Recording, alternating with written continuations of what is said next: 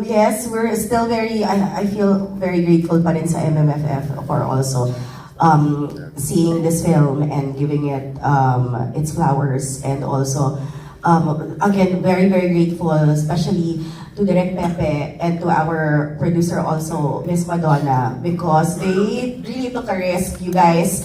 And talagang pinaglaban nila yung movie musical na ito na napanood ninyo. And syempre, yesterday we already found out na parang we were down to 9 cinemas.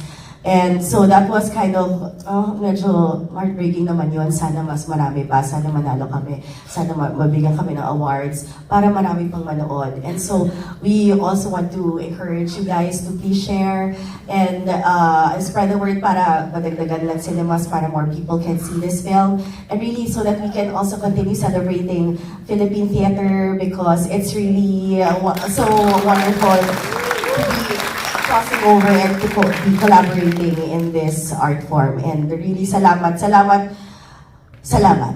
Yun lang po.